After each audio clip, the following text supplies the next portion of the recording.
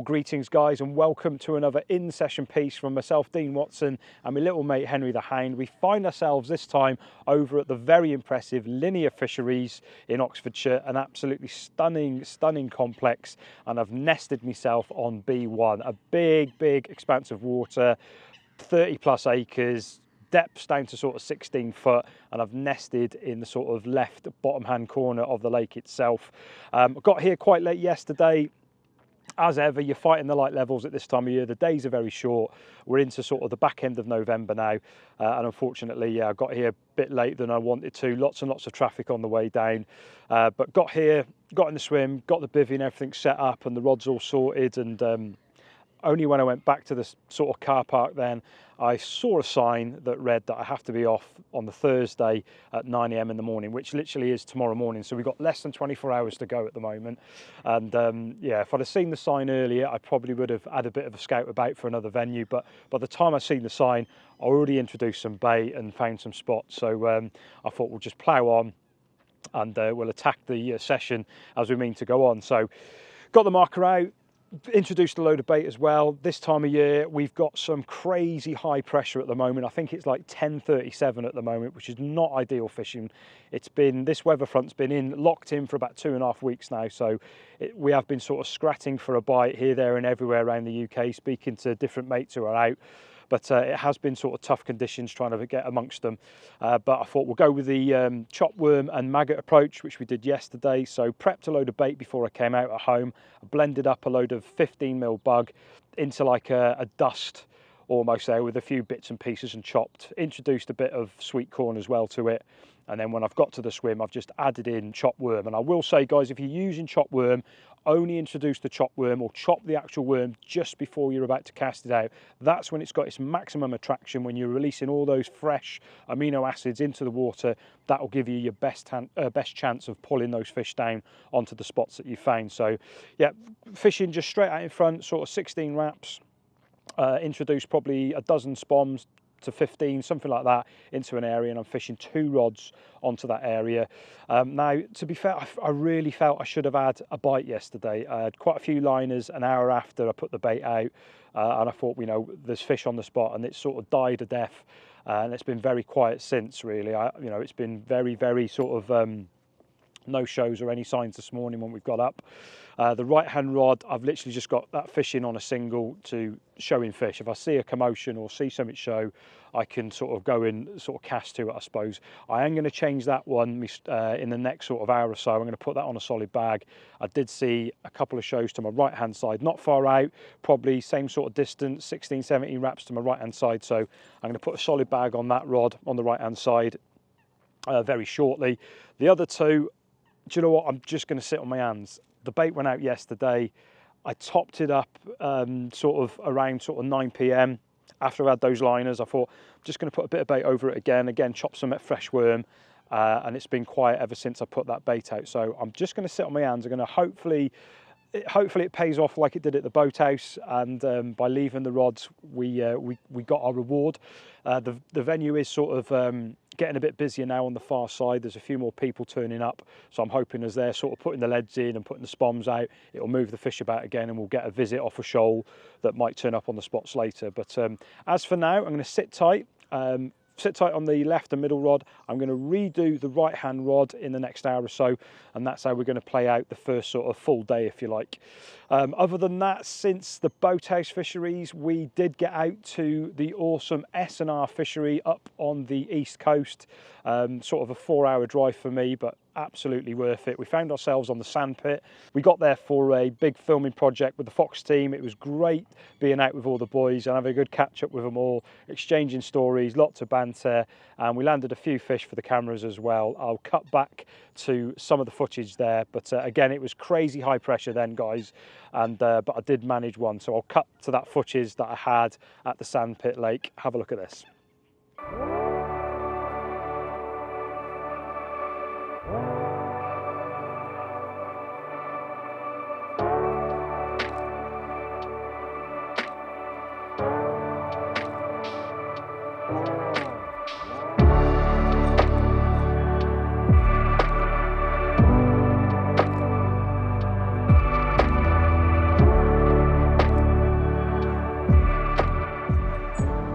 Well, good morning. I'm not sure how well the camera's going to pick up because there's no mic on it and there is a little bit of wind, so hopefully it's not too bad.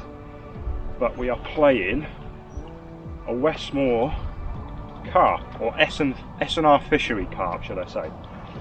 But it's been on for a few minutes now. A rod we put out late last night, and it's been a frustrating few days, let me tell you. But hopefully we can get this one in and have a cuddle with a carp on this very dismal morning, to be honest.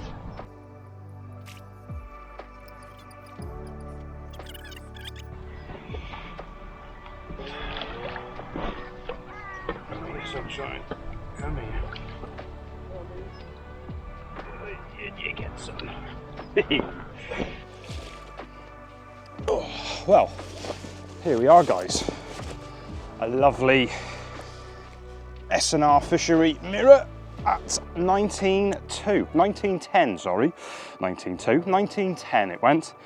But more than welcome after a very frustrating few days here at the fishery. It's been crazy high pressure, really dull and bleak, and we've had a little bit of wind kick in this morning. I popped on a maggot rig last night, and we got our prize this morning, so yeah, we are more than happy with that one. I'll spin the little fella around. We'll show you the other side of this beautiful little mirror. Phew, mate. Only a 19, mate, but it's more than welcome after a few days.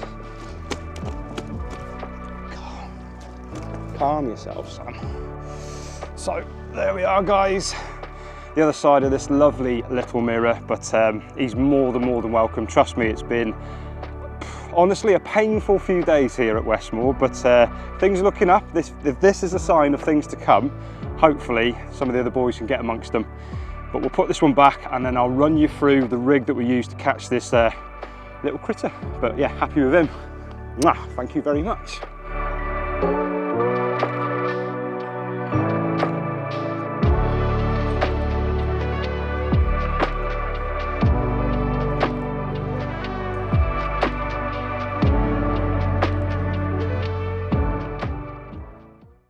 So yeah, absolutely lovely mirror banked. It was hard fishing there, you know, it really was. Same sort of weather front we got here today. Crazy high pressure. The complex didn't fish that well. The odd fish was coming out, but not really willing to get their heads down and have a good feed up. But it was nice to get one at least, and yeah, a lovely little mirror banked. But the rigs I was going to talk about there, guys, was the same ones I'm using today, which are those two there. Now I'm fishing those two on the spot straight out in front.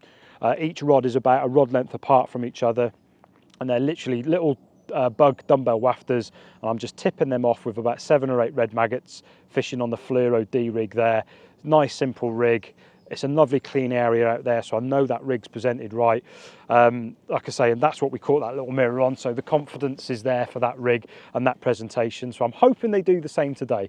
But as I said, it was nice to get out with all the lads and have a good catch up with them. We did a nice sort of Q&A piece with Mark Pitchers and Kieran, who is one of the fox divers. We did that on a Q&A, so that video is in the on the YouTube channel. If you go back through my videos, you'll see the Q&A with Mark and Kieran, just answering some questions about the underwater film that went out sort of a few weeks back on the Fox channel. So Mark was just taking questions and answering them, as Mark does, in really good detail. So really informative stuff there. So go and check the video out. I'll put a link in the comments after. But yeah, it was quite good to get his slant on things about the underwater, and Kieran's as well, from the sort of diving aspect of it and what he found as an angler as well. So really informative, so definitely go and check it out. And other than that, here we are today. We are in session, back on the bank, and hoping we can get amongst one of the linear beautiful fish that resonate here in B1. So I'm going to change that right hand rod now, going to reel that in, get that on that PVA bag as we said, and hopefully before we go early tomorrow morning, and it is bloody early, but that's my own fault, but before we go we'll hopefully get a fish for the cameras. Fingers crossed, ears open, we're in the lap of the gods, but there's a line in the water, so we've got a chance.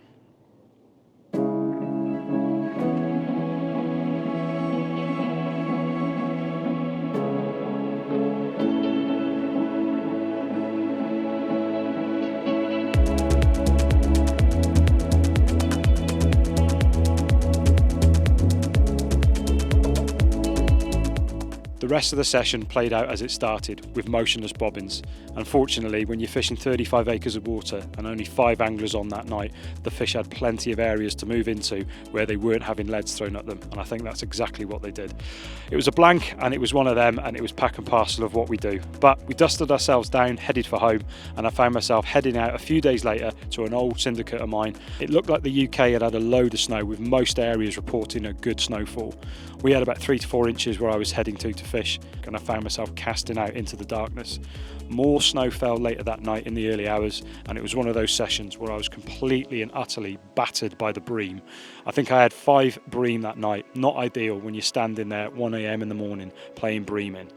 I could have done without that, that's for sure. But we said on this channel we'd record the highs, lows and everything in between. So unfortunately it was another blank as far as the carp were concerned. So that's it on this session, guys. Thank you ever so much for watching. We'll dust ourselves down and we'll go again on the next one. See you very soon.